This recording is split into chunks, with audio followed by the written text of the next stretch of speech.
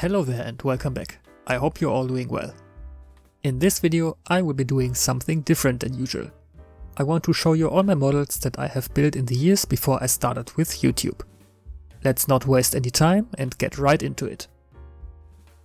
We begin in the year 2012. This diorama is one of my first I ever built. I had multiple dioramas like this on these large pieces of wood, but this is the only one I could find right now. The used kits are the Sonderkraftfahrzeug 251, 1 Hanomag, a 37mm PAK 36 and a motorcycle from the 88mm Flak 36. I built the big flag on a different diorama that I couldn't find right now. The base consists mostly of things I had at home, like glue, acrylic paint, earth from my garden and some static grass.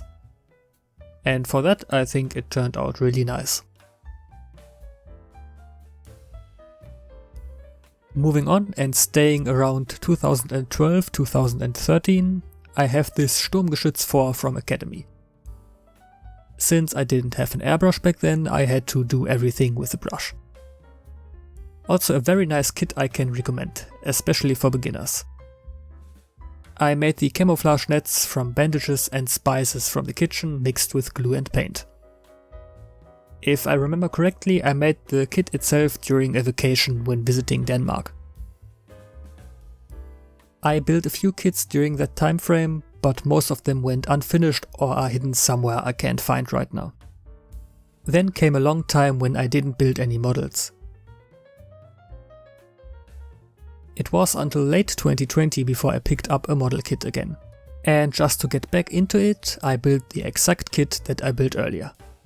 The Tamiya 37mm PAK 36. It's such a simple and easy kit, but that doesn't mean you can't make anything good out of it.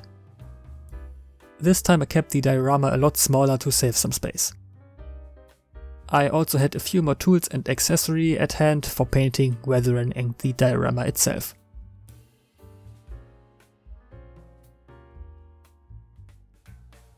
Next up is something modern. This Leopard 2 A6 from Revell. I used an airbrush for the NATO green, but the camo itself was brush painted. I really wanted to create something that resembles the Barracuda camo nets used by NATO, and these bandages were the closest I could find.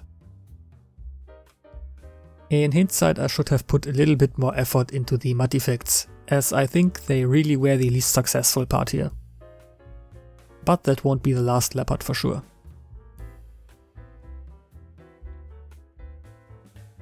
Staying in modern times, next up is the TPz Fuchs, also from Revell.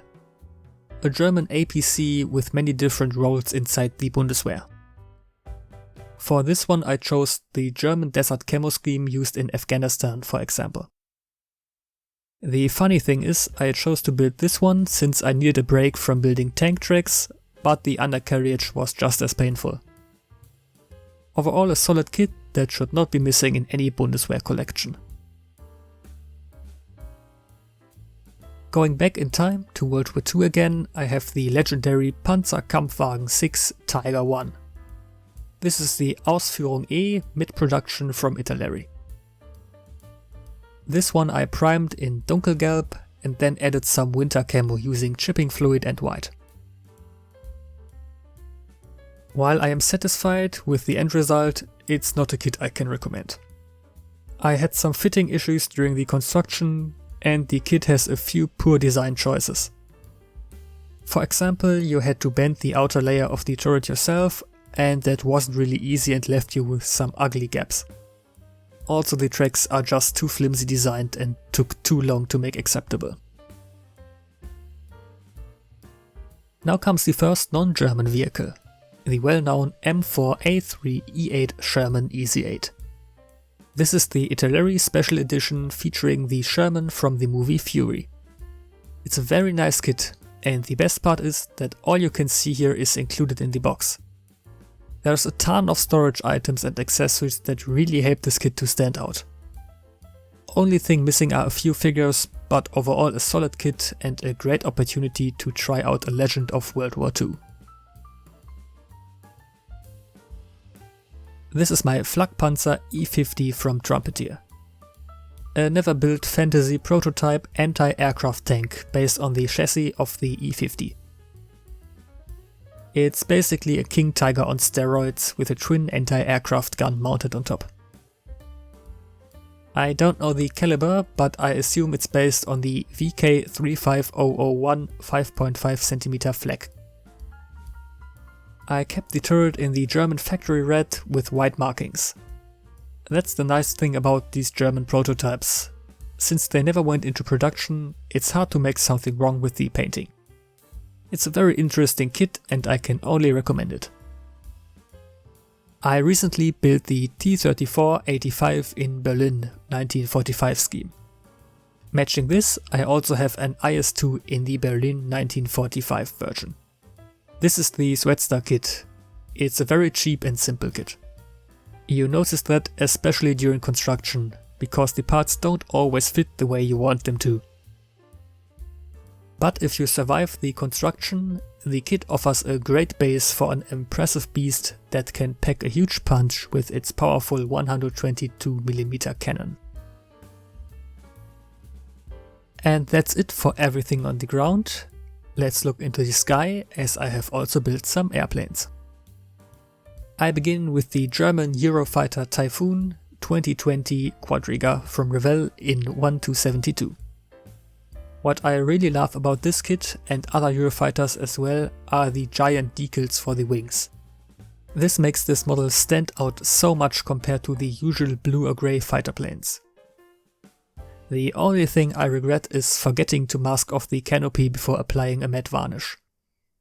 That's why the canopy looks like that and I could not really salvage it, sadly.